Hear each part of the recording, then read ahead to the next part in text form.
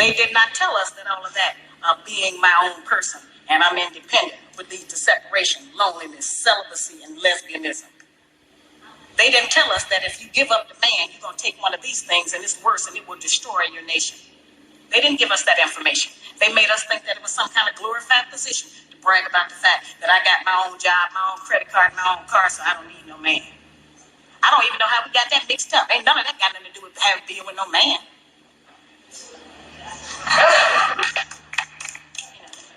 We have some serious relationship problems that nobody has been able to address us on because everybody wants to pretend that this is not going on.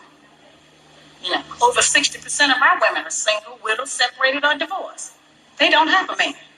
I just came out of Florida and they got a housing complex that the Urban League built, which is a black organization that is for women and children only. They say they don't allow any men in there. I didn't have time to deal with it, but I talked about them real bad. That's the silliest program I've ever heard of. You know the women that had men if they got a bunch of children. They need fathers. They need protection. We hear about the drug problem that we have in our projects across the country. It's one of the major places that we have a drug problem. We talk about the great strength that we have as black women. Well, the welfare department don't rent government apartments to single black men. Those apartments belong to black women who are allowing this to go on in their home. We have not looked at what part of the responsibility do we share. Yes, black men sell a lot of drugs, and a lot of us black women get the money from them drugs and buy some of these fancy clothes we wear. Drive around in some of these fancy cars. He is not doing these things alone and without support from us, whether they are good or bad. See, we have a lot of power. We are very strong women. I'm saying that we're using our strength in the wrong direction. We're using it to tear our man down, tear our nation down instead of building it up. Having an education and a job does not necessarily mean you have a successful life. I keep telling black women that to raise a child, they say, well, I am provided with food, clothing, and shelter. That's not raising a child. That's maintaining one. To raise a child, you need a parental coalition of a man and a woman. We have sons who are, by not having a father in the home, they don't know how to respect women. They take on black female emotionism. They're doubtful. They're indecisive. They can't make a decision. They don't know what to do about being a man, but we can't teach them that. We don't have that knowledge.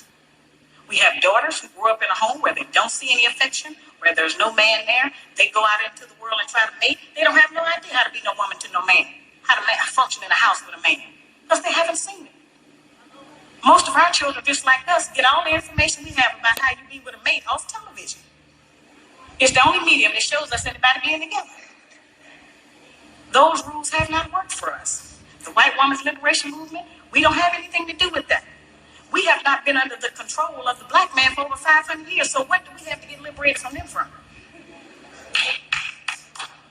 They haven't been our boss. That's the white woman and her man. They're going through that, and that's their business. We don't have any business being in that.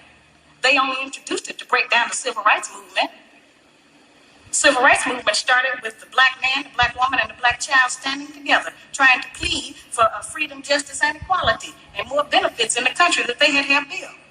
They threw the white woman in there with the women's liberation movement and made it a woman against man thing.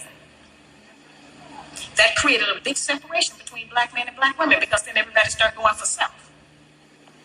Then they bring the welfare system in and tell us in order to feed and clothe and house our children, we have to give up our man. You have to put the man out of the house.